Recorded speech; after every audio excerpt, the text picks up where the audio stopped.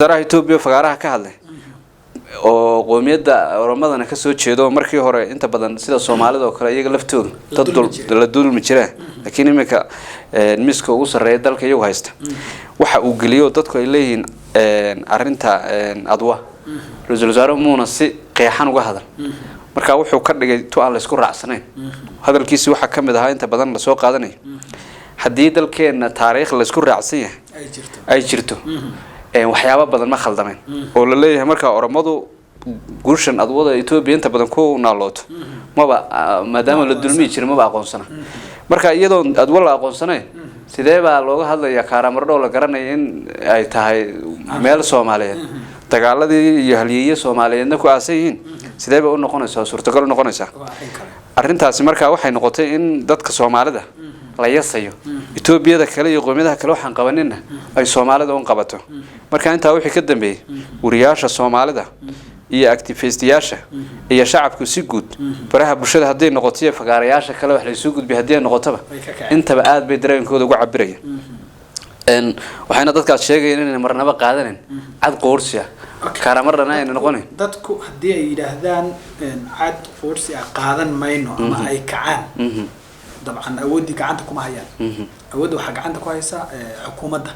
وجرودين كي مصطفى أبي مركو إرجالها وقرب تاجنا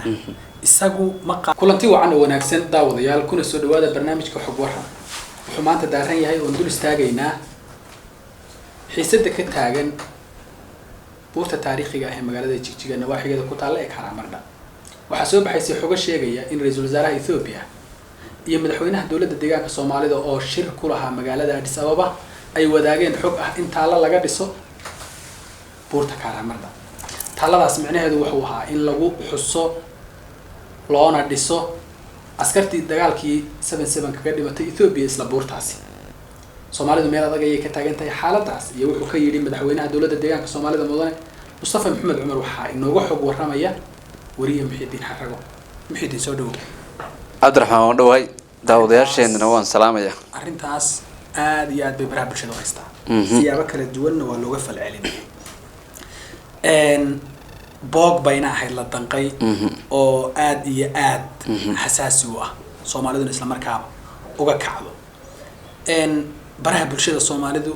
ضد بدن باكاها ميل أدقنا ويكي استاغين ومركي وغيران أفراد أي صون نقطة هذا الهينتا حكتن Soomaalidu waxay og tahay in buurtaas Ethiopiankii ku dhintay iyo Soomaalidii ku shiiday isku leenayay ay ahaayeen dad xaq u dirir ah iyo jabhad iyo ajnabi ku soo duulay mid ay ku doodaysana Soomaalidu waa midaas xamaaradu sidoo kale iyo Ethiopianka kore waxay ku doodaan askartii lagu laayay Ethiopianka in taala looga dhisay Soomaaliduna waxay leedahay halyeeyadii ku shiiday Soomaalida ah waa in taala iyaga looga dhisay hadii taala in la dhisay tahay hadalkan soo baxay iyo dhawaaqan ka yeedhay ra'iisul wasaare Abiy Ahmed bal muxuu yahay faahfaahin marka hore naga sii kadib aynu u galno suurtagalnimadeeda iyo waxyaabaha ku xeeran Cabdiraxmaan waad mahadsan tahay daawadayaasheena mar labaad waan salaamaya waa run oo maalmahan waxa jiray guux baraha bulshada hadii noqotay si guud ba suuqyada fagaarayaasha guuxiya laba jiro ku aadan buurta taariikhda ee Karamardha buurta Karamardha waa meel ku suntan halgan oo halganadii kala duwanaa iyo taariikhda Soomaalida siiba deegaankeena markaan ka hadlayno meel weyn kaga taala waxaad moodaa muddooyinkii ugu dambeeyay in ay soo baxayeen damaca buuraleyda ama nimanka amxaarada ay ku rabeen in ay dadkii iyaga kaga dhintay sida xaq darrada uga dhintay dabcan waa dhul Soomaaliyeed iyo deegaanka Soomaalida marka dagaaladii dadkii xaq u dirarka Soomaalida ahaa iyo buuraleyda dadkii ka soo duulay waqtiyada kala duwan ama waqtiga mililay ha noqoto ama ba dhergida ha noqoto ama ba waxyaalaha iska kala dambeeyay mingistii xayla maryan ila xayla salaaso xukuumadii amxaaradu inta badan ay garwadeenka ka isaga dambeeyay waxyaalaha kaga dhintay ay rabaan ay leeyihiin dad hero ah naga dhinto waxaan rabnaa inaan u sameeyno taariikh sheekada imika taagan waxay soo baxday maalin dhaweyd ama habeen dhaweyd uu soo bandhigay ra'iisul wasaaraha Itoobiya Abiy Ahmed buugu ka qoray oo la dhahay wuxuu ka qoray deegaamada dalku ka kooban yahay buugga waxyaabaha inta badan hadalhaynta dhaliyay markaaba dee la isla dhexmaray waxay noqotay deegaanka Soomaalida oo si gaar ah arinteeda uu meesha ugu soo qaaday waxaan la soconay in madaxweynaha deegaanka Soomaalida Mustafa uu fagaarihii buugga laga soo jeedinay ra'iisul wasaaraha isagoo taagan inuu ugu yeeray kadibna uu fagaarihii uu madaxweynaha ku guddoonsiiyay buugga ujeedada ugu weyn uu ra'iisul wasaaruhu u qoray waxay ahayd amaba uu isagu sheegay in dakhliga ama lacagta lagu iibiyo buugga ka soo xarooto in lagu dhiso meelo taariikhi ah oo ay deegaamadu uga faa'iideystaan ra'iisul wasaare iyo ka dawlad federaal ahaantoona ayna dhaqaale ka raadinayeen buugga laga iibiyo dadka danaynaya deegaanka Soomaalida markaan soo qaadano inaga noqosay dabcan waxa uu dhahay buurta Karamardha waa in lagu sameeyo meel taariikhi ah oo goob dalxiis ah isla markaana shuhaadadii Itoobiyaanka ahayd ee ku dhimatay dagaaladii ee buurta ku geeriyootay waxa loogu sameeyo meel taalo oo taariikhi ah dakhliga ka soo xaroodo buuggan inta wixii ka dambeeyay dadka Soomaaliyeed aad bay ficilkaas ra'iisul wasaaruhu ku dhawaaqay bay uga xumaadeen waxa xusid mudan maalin dhaweeytay dabcan dalka Itoobiya waxa laga xusay guushi Adwa oo waqtiga Talyaaniga jabiyeen boqortooyadii Aksum min ahayd baan jeclahay waqtiga Talyaaniga jabiyeen ra'iisul wasaaraha Itoobiya fagaaraha ka hadlay oo qoomiyadda Oromadana ka soo jeedo markii hore inta badan sida Soomaalida oo kale iyaga laftooda dad la dulmi jiray laakiin imika miska ugu sareeyay dalka iyagu haysta waxa uu geliyo dadku ay leeyihiin arinta Adwa ra'iisul wasaaruhu muuna si qeexan uga hadal marka wuxuu ka dhigay to aan la isku raacsanayn hadalkiisa waxa kamid ah inta badan la soo qaadanay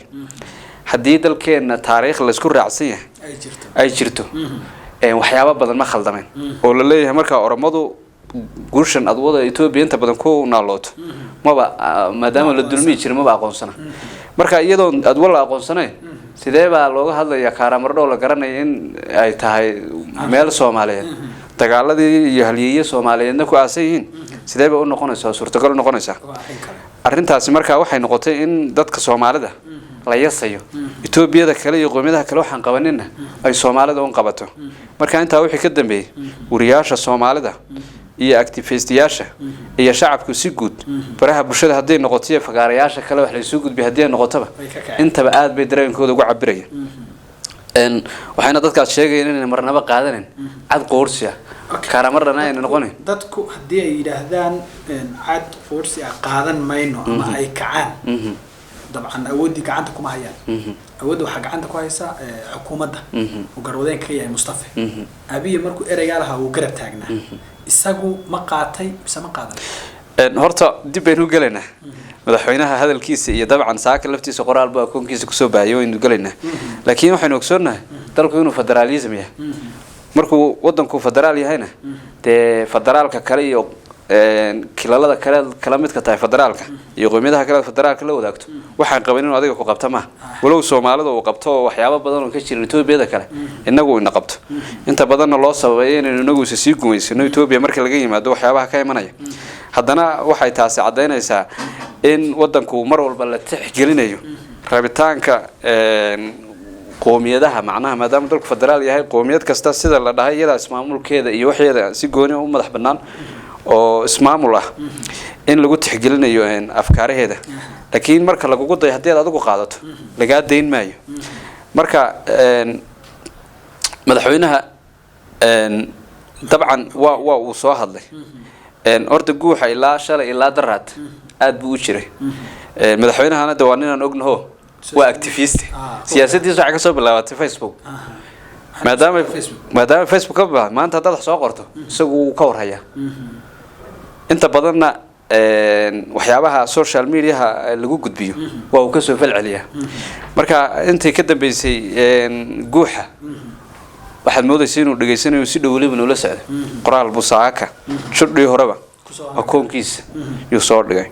marka qoraalkiisa waxa uu ku bilaabay geel jire waxa uu ku bilaabay qoraalkiisa geel jiro gaajadu waxa uu qoraalkiisa ku bilaabay dabcan xaggan baynu ka raadinaynaa waxa uu qoraalkiisa ku bilaabay geel jira aan gaajadu karin wax dalkeena ama dadka macnaha deegaankeena gaar u ah maaha waxyaabaha kale deegaankeena ama dalkeena gaar ka ah marka wuxuu ka hadlayaa Soomaalida dabcan Soomaalida daba isku dhaqantay waxyaabaha Soomaalida gaar ka ah geel jira wala garanaya يعني geel jiraan haraad ku karin geel jiraan wax inaga uu gaar inoo ah kaliya ma aha waxyaabaha kale ee noo raacay gaarka inoo ah waxa kamid ah degdega ka hor dhaca hubanti la'aanta iyo hubsima la'aanta iyaduna marka hubsima la'aanta oo dabcan uu ka wado arintan ma garanaysaa laga hadlayo karamardha in ayna wali ahayn arrinta isaga lagu durba lagu xukumi karo waxa uu sii raaciyay sidoo kale taariikhdu iyo sooyaalka umadu ma aha si wax sida saacada la dhaho kolba imisay maraysa oo isbedelaya ma aha jiil walba waxa uu ka geysto baa lagu xisaabtamay qoraalkiisu saas u daarna ugu dambeyntii qoraalkiisu waxa uu ku soo gabagabeeyay aragna ku soon aragna ku afar aragna ku soon aragna ku afartay dabcan bisha Ramadaan baad la dhahay waxa khayr badan aad aragna ku soonto aragna aad ku afarto marka si inuu mid madow iman marka waxaad moodaa culayska kaga imanaya miidiyaha iyo bulshada guuxeeda in madaxweynuhu uu isaga laftiisu dareenkooda la wadaagayo ta kale markaynu inta kaga nimaadno qoraalkiisa madaxweynaha horta Mustafa waa kuma inaynu isaga laftiisa aynu qoraalkan intan waa kuma diisaynaan gelin nuxurka guud ee laga fahmi karo bal in yar nuxurka guud ee qoraalka laga fahmi karo waxa weeye madaxweynuhu inuu saraale ka ahayn in karamardha xaarad taalo looga dhiso nuxurkiisu waa kaas marka maadaama shirkii buuga lagu wareejinayay inuuna qaadanin fariinta dabcan inuuna qaadanin bay ka dhigan tahay marka dadka inay ka hor dhicin wax aan imanin in taariikhda kolba jiilka talada haya lagula xisaabtami doono iyo waxa uu ka geysto iyo in aragna ku soo aragna ku afray noqoto oo wixii aan anagu xumayna ama aanu khaladno in waqtigeedana lagula xisaabtamo balse laakiin talaabo aan imika qaadan taas ma yahay marka madaxweynaha deegaanka ama Mustafa hada ama mid kale ha ahaado ma ku dhiiran karaa iyadoo waliba hada Mustafa jooga ka soo qaadayna ma ku dhiiran karaa arintaas inuu sameeyo وعبد الرحمن وسؤاشان ونكسنتها وانا waxaan u lahaa madaxweyne Mustafa waa kuma madaxweyne Mustafa dabcan waxa uu ahaa siyaasaddiisa inta ka horeysay shabaqa Itoobiya siyaasadda qofku markuu ku dhaco waxa la dhaw isbedelaa waagoor waxaan sheeko ku maqli jiray dadku markay dhoofaan keenin waxba la siiyaa oo ehelkooda way isbedelaan xiisihii baa laga gooyaa marka Mustafa intuu siyaasadda deegaanka madaxweyne ka noqon waxa uu ahaa nin wadani ah inta badan fagaarayaasha waxa lagu arkay markuu siyaasadda uu ku cusbaa deegaanka uu bilaabay walow horeydii xilalo soo qabtay laakiin haddana intuu madaxweynaha ka noqday in uu mar walba uu rabitaanka Soomaalida uu ku sheegi jiray mid macnaha aan han yar qaadanaynin iyo mid ma garanaysaa waxaan gorgorta laga galayn markaasuu ujeedada weyn inuu dabcan waqtiyada uu ka hadlayahay xuduudaha iyo deegaanada kale in la mid deegaanka kala mid kana khilaafka nagala dhaxeeyo xuduudaha ama deegaanada iyo degmooyinka gartarada naga qaatay in isagu marka difaacayo marka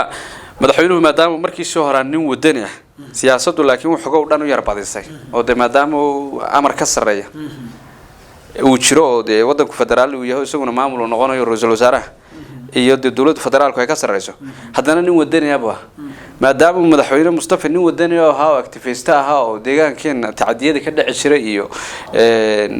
ka hadli jiray arrimaha noocan oo kala nin aan qaadanin bay u egtahay inuu qaadana ilama aha aniga ahaanteeda hadan ka hadlo shacabka Soomaaliyeed kama sugayaan Mustafa inuu taala ka dhiso karamardho am xaaradii loogu dabaaldego